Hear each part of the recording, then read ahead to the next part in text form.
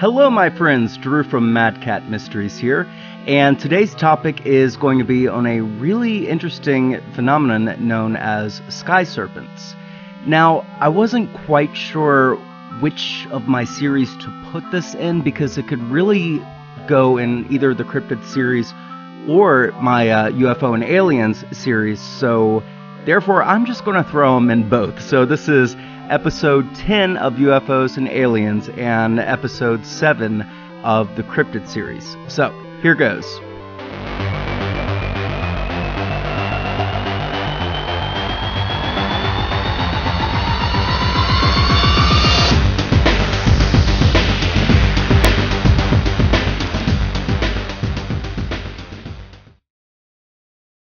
Dr. Story Musgrave is a veteran of 5 American shuttle missions who has seen and photographed several unidentified flying objects in space. Dr. Musgrave does not believe they are craft from another planet. On 2 of my missions, and I still don't have an answer, I have seen a snake out there. The more you fly in space, the more you see an incredible amount of things out there. And that sort of brings to you really a certainty that other living creatures are out there. Some incredibly primitive, more primitive than us. Some just proteins coming together, amino acids, and some just single cellular organisms. And other civilizations have been around for a million years that are doing unimaginable kinds of things. Not only can sky serpents be seen from space, this worldwide phenomenon can also be observed from Earth. One of these sightings that caught the attention of the media occurred over London on the day of the royal wedding between Prince William and Kate Middleton. As previously mentioned, this is a worldwide phenomenon, but there seems to be a disproportionately large number of sightings in Mexico. Interestingly, Mexico has multiple temples dedicated to flying serpentine deities.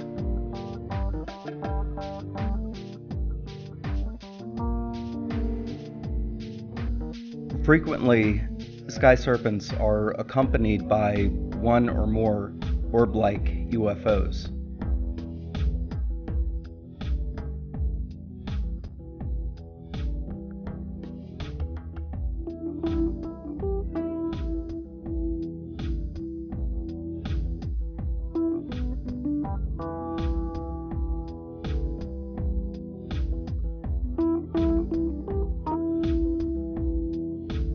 Sometimes seen in groups, they seem to come in a variety of sizes, textures, and colors.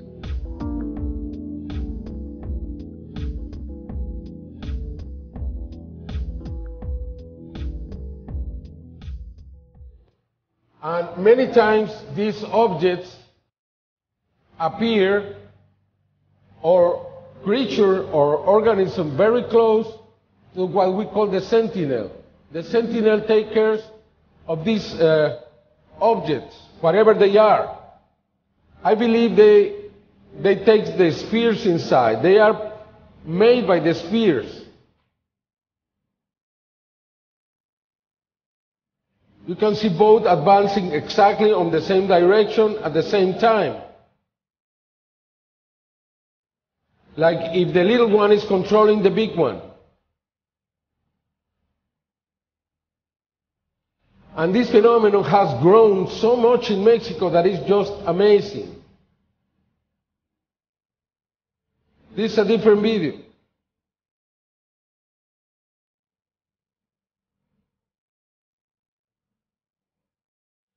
And you can see how high they are. That's why not so many people see them. Sometimes they are in groups, large groups. This is a fleet of ebonies, several in the sky. Different colors, amazing, and disconcerting at the same time. What can the things be? And different witnesses in different areas of the city. Where are they? Why is the reason they are here? If they are just the transporters or the bearers of the spheres, they transport the spheres probably.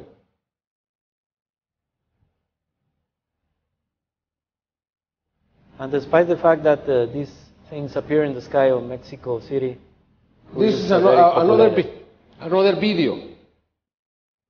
There has not been a single accident with airplanes, a single one. So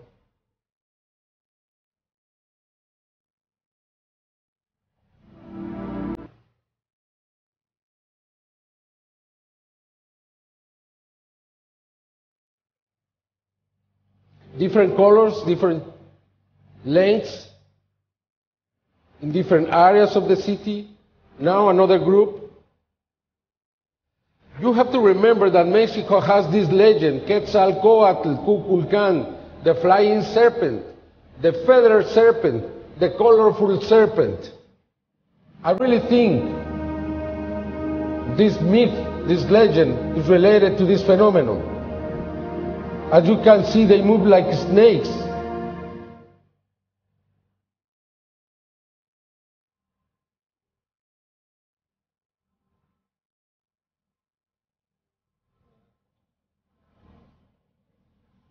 What is this? this is weird. As you can see, the texture. A little. And sometimes these entities release spheres. For some reason, we don't know. And maybe they are related with the UFO fleets. We are still investigating that. Look at this one. This is huge. Huge. This is 20 kilometers away from the photographer. 20 kilometers away. And we have made some tests in Mexico City, some recreations just to see the behavior, the shape.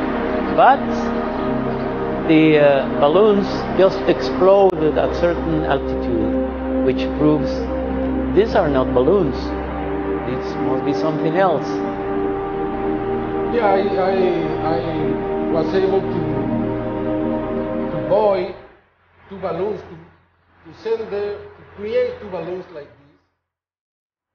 It's much smaller than this, and it costed me $1,000, two of them. And they froze, and they separate after a few minutes. Look the movement. It's very organic. The color, now it's black. Sometimes it's red.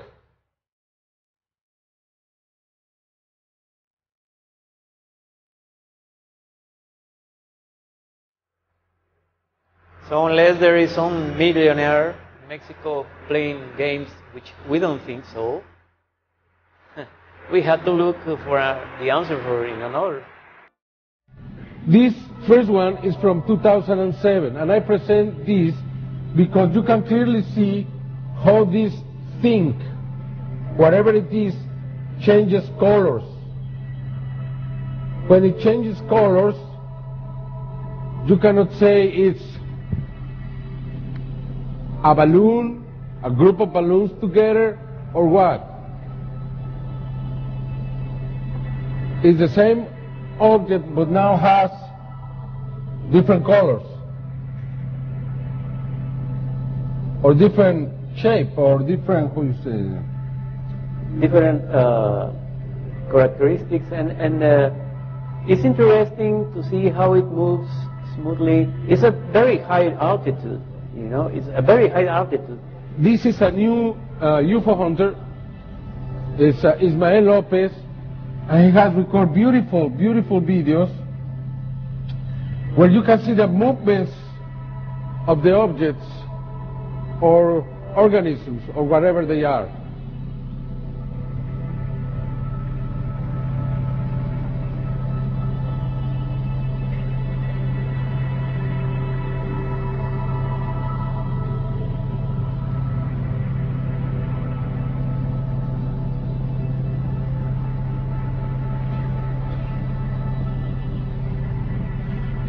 This has to be huge. This has to be more than 50 meters long, probably 100 meters, bigger than an airplane. And if an airplane confronted with these things could have an accident, a crash, even if these things go inside the turbines, would stop the airplane, even if they were balloons. Then this is terribly dangerous. Sometimes they are with what we call a sentinel, a little sphere that watches very close to the big object. You can see that, and look how fast both are moving now. It's like the little thing is taking the big one away. Now you're going to see the video that I was talking about. This is the one with the airplane. Yes. Just watch carefully because you will see the airplane, commercial airplane, passing by very close. As a matter of fact, an American Airlines plane. Look at that. And look. Well, that was very risky. And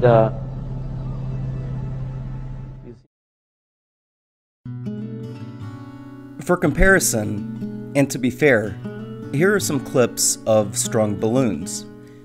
There are some similarities, and admittedly, this may account for some sky serpent sightings. But how do we account for the UFOs often seen with them? How do we account for the almost bioluminescent-like change in color observed in some of them? The string of balloons theory, furthermore, would not explain sky serpent sightings by astronauts in space, as helium balloons are simply incapable of reaching altitudes so high as to be visible to the naked eye by an astronaut. In addition to the flying serpentine deities of ancient Mexico, I have to wonder if this mysterious phenomenon could be the basis behind dragon folklore around the world. Let me know your opinions on this topic in the comment section below. Dr. J. Allen Hynek, the father of modern-day ufology, was famously quoted as telling his colleagues to specialize, specialize, specialize, as they developed the new field of the scientific study of UFOs. With respect to the fairly new field of analyzing Mars and lunar anomalies, I can think of no one else who has specialized more than my buddy Will Farrar from the channel What's Up in the Sky 37. Will's keen eyes have brought to light countless anomalies in the images sent back from the various rovers and imaging satellites that would be quite easy to miss by most, myself included.